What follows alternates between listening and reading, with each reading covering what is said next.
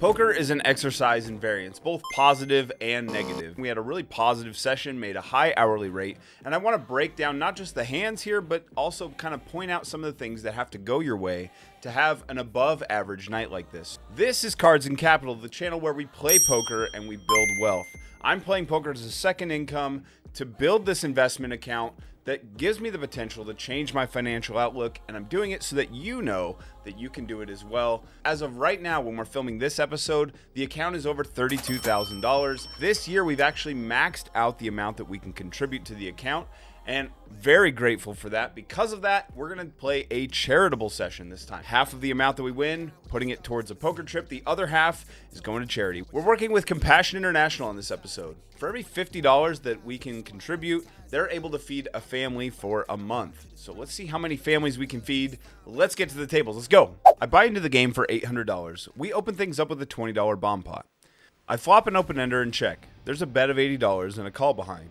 Both players have plenty of chips, so this could be lucrative if the straight comes in paying this price. I toss in the call, but the turn is one pip short of the dream. I end up folding to the bet on the turn, and so we're one hand in, we're stuck $100 already. I settle in a bit after that early action and get dealt a suited ace in late position. I call a raise to $25 over a limper, and the limper calls as well. Off to see a flop that gives us top pair. Checks to the pre-flop raiser, who continues small for $25. I call, and the player behind calls as well. The turn is the 5 of spades. It checks to me, and this time I'm now expecting that the pre-flop raiser has some showdown value, but it's fairly light. I bet $65 and he makes the call. The river's a 5, and it brings me to point number 1, not facing a tough decision. My opponent checks to me, and it's pretty easy for me to just check behind. It seems like we both have light showdown value, and it turns out that I have the better of it. That's great. If I faced a bet, I'd be in a really ugly spot here, but I don't have to, and chips get added to the stack. Next hand that I pick up is ace of clubs, jack of clubs in the cutoff, and I raise to $20. Button calls, small blind makes a very small raise to $55. I'll call in position for that price, and so does the button. The flop is interesting, giving us second pair with a backdoor flush draw. Small blind bets $100. I'm not going to let it go for one bet, as he can have plenty of holdings like ace king and some pocket pairs that we're doing okay against, along with the monsters. Let's evaluate the turn, which is the 10 of diamonds. This time he slows down and checks. That 10 is not really the card that I wanted to see necessarily, but with second pair and a check from the opponent, I don't mind checking behind here to evaluate action on the river. River is the 6 of diamonds. He checks for the second time, suggesting that he doesn't have a top pair combination. I check back, hoping that he shows king 10 for a flopped open ender that made third pair and slowed down. This will bring us to point number 2, as it turns out that my opponent is a liar. He has the ace queen for top pair, and he just decided to check the river. This works out really well. I probably would have been calling a bet on the river if he had made one. Ultimately, our bottom line is impacted for the positive over the course of the night. Next hand of significance is this one. I'm holding pocket kings, but I've got my chips kind of positioned wrong. My opponent's immediately to my right, and so I don't really have a way to cover my camera and my cards at the same time and check them. So I've checked them already, and I've just got them off to the side here, but I have pocket kings. In order to make it clear as to what I have, I've come up with a solution. It's very simple. I'll just show you what I have with some graphics. I had 2 of these. My opponent limps, and I raise to $30. He tosses in his poker crisps, and we transport ourselves to the kickoff, where we find Prince 10-6, all in the clubbing variety. Both of us check the flop to see what we shall behold on the turn. The turn pairs the prince, and this time my opponent places a wager of 65 crisps. Maintaining my rule of this board may be a challenge, but I shall approach it with great aplomb. The call is made. Should the river be of the clubbing variety, I shall truly placeth mine boot upon the neck of my foe. However, 'tis instead a lowly 5. He juts forth with 25 crisps, and I doth chuckle and call. Okay. We reign supreme once more. Stack now moves up to $950, meaning that at this point in the session, we can pay for 1.5 families food for a month. That's not good enough. Let's keep going. I think we can do a lot better. I get several playable hands, but find some less than playable boards, and combined with some missed bomb pots, the stack drops back close to the starting stack. Even though these are all small losses that are adding up, I want to point out element number 3 here, which is that I'm not getting enough of a board or a flop that I want to continue and start calling bets with second best hands. Sometimes not hitting those flops, as frustrating as it can actually be a good thing. It can let you off the hook from hitting a bunch of flops and getting kind of dragged along, bleeding down the stack as you try to follow and then folding on the river, or being shown that you have the second best hand, keeping our chips mostly intact, even though we are dropping a little bit here. Oh, hello ladies. Now a pair of queens shows up. I raise two $25 over a limp and get one color. The flop is beautiful. Unless, of course, my opponent is the kind of psychopath who plays 3-5. I bet $25 hoping I can get a call on this dry board. But my opponent exceeds my expectations by raising to $70. He only has $200 behind here, which means that the outcome of this is as predictable as a country song, including the lyrics, blue jeans, beer, and back road. We're getting all the chips in. Let's rip it and hope that he's holding an overpair and can't get away. We stuff it. He tanks, which is a great sign. It means we are not beat here. Then he goes for the call. Now we just need a clean run out. Key factor number 4 here is that you can actually run clean and stay ahead when you're ahead in an all-in pot, which we managed to do. We're scooping these chips as well. That brings the stack up to $1,050, meaning that we are now feeding 2 families for a month. That's pretty exciting. I then get another suited ace, and this is the kind of hand where if I'm in a tough game and people are 3-betting, I'm just going to fold. But in a game where people aren't really 3-betting without the goods, this is kind of a nice hand to put in, knowing you're probably going to go 4 or 5 ways to a flop, and then just hope that you can hit the nut flush. If you don't hit it, it's pretty easy. You're kind of set mining, you can just let go. But when you hit it, then you have the potential to get paid in a really big way. This is not a super exciting hand, but I kind of end up like stumbling into a full house by the river and scooping a few chips in a pot that I wasn't really expecting to win. Now, just a reminder, on this channel, I'm trying to show you that any ordinary person can invest for their future and do better for themselves just by playing the game of poker and getting some wins. Now, this hand could have been won by absolutely anybody. So, in the interest of showing you that any ordinary person can be a winning poker player that invests for their future, I've asked the most ordinary person I can find to read this hand for us. Please welcome for this next one a special guest reader, Cletus Jones. Hey, thanks for having me, folks. I get very blurry King 10 diamonds in a bomb pot and a flop of second nuts. Opponent to my right puts $100 in the middle, and I decide to call since I have several players left behind who might make the call or raise, and raising here reveals the hand immediately. Player behind obliges by raising to $300. Opponent on my right calls, and now it's time to smash in the chips. I bump it up to $600, getting the player behind a call. But now the player on my right knows that the gig is up and that his hand ain't no good with a baby flush.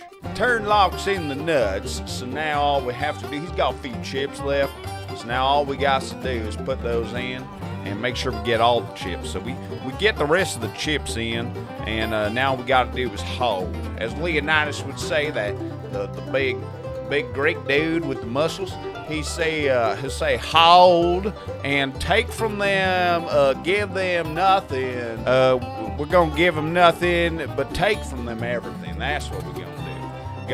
We're gonna take it all. River's clean. Opponent shows that he flopped 2 pair and went with it.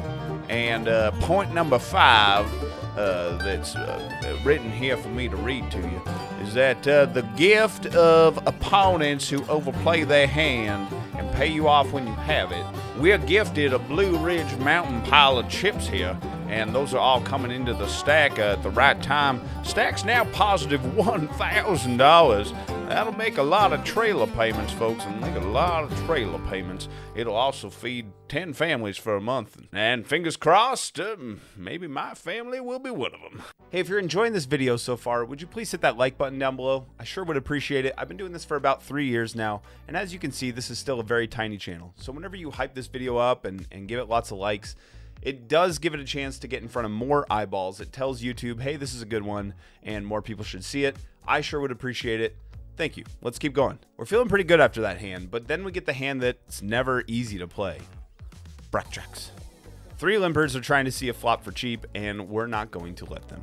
I raise in the small blind up to $50 over the limpers, and I get 1 caller. Point number 6, is getting a great flop with a tough hand that's hard to navigate and making it pretty easy to navigate. The flop is gin, but we've kind of sucked all the air out of the room. So I have two ways. I can bet this. I can also check this. My hope here is that I can check this, that my opponent will hit some kind of a piece on the turn, and that we can get paid. So it's also possible that it allows them to bluff more often. So sometimes I'm going to just go check, depending on what happens. In this case, the turn is a king. Now my opponent called $50 pre-flop. He's going to have a fair amount of kings in his hand, and so let's target those and try to get him to pay. I bet $75 here, and he does make the call. So now my guess is that I'm probably playing against a king, and I'm going to see if I can get more value on the river. The river's a banana, and I size up going for 185, thinking that this board, like, if he has the king, it's not a very scary board, and he's probably going to make the call. Unfortunately, he quickly folds, so somehow he had some kind of a smaller hand that just didn't believe me on the turn, or some kind of a draw combination. Possible I could have gone smaller, but I think he's folding almost no matter what based on the speed that he folded here. I didn't get all the details of this one as it showed up right after the jack's hand, but I managed to scoop a few more chips with pocket tens, and the stack increases up to $19.50, meaning that we now have enough to make a $575 donation, which will support 11 families and counting. Pretty awesome so far. Let's see if we can get it to an even higher amount. For this next hand, I want to show you two things. First, I want to show you that point number 7 is when you're making a mistake, but it's not coming back to bite you in a really big way. Secondly, is that I've talked to you about reading body language before on this channel, and that it matters, it's a factor, but that you should use it as a secondary factor to what you should be doing and not use it as your primary read unless it is extremely strong. In this case, I broke that rule a little bit, thinking that I had really picked up on something, and I really deviated from what I would normally do. It ends up being the wrong read, and that comes back to hurt me. So let's go ahead and go through this hand. I get ace 10 of diamonds for this one and call raise to $15, which leads to a 4-way pot. Flop is less than stellar, but does give our hand 2 overs, a backdoor flush draw. An opponent bets $30, 2 other players make the call. I'm going to see one more card given the odds that we have here and see what the turn brings in. The turn does bring in the nut flush draw, and so now there's a bet of $75. The player betting loves to chase a flush. And with the front door flush not coming in and diamonds on the board, I'm going to call one more time. I think that I might be good to any pair along with my flush coming in. River's the 7 of diamonds giving me the flush. Now, this is comically bad. This is a really bad play. But the goal, again, of this channel is to show you that anybody can do this. And if I'm going to do that, then I need to show you that I make mistakes just like anybody else does. Back to the hand, this is an obvious bet, hoping to get looked up by worse or even raised possibly. But my opponent off screen grabs some chips to put money in out of turn. Now, typically when people do this, they're going to grab chips and they're going to kind of pump fake you forward. Like they want you, they're ready to call a bet. The goal of them doing that is to get you not to put any chips in the middle. They don't want to call, they just want to check. However, I have seen also with a body language read that players will attempt to bet out of turn, realize that it's not their turn, and then pull the chips back. This seemed to be the second thing where my opponent seemed like he was ready to put chips in. And I thought, oh, if I allow him to put some chips in here, then I can go for the check raise. I don't think he's going to have a boat based on the action up to this point. So I should be able to get looked up by worse on a check raise. That'll allow me to get more money out of it. Really poor play on my part. I end up checking, it checks through. I don't get paid by worse. My hand is good. And I'm just really irritated with myself when this hand is over. It ends up sitting in my head and spinning for a bit, and I just have to go, okay, let me discard that. Let me move on. Stack is now $21.50, and $675 is set for a donation covering 13 families. I play a few more small pots and decide to cash out after firing a check raise bluff to steal this final pot.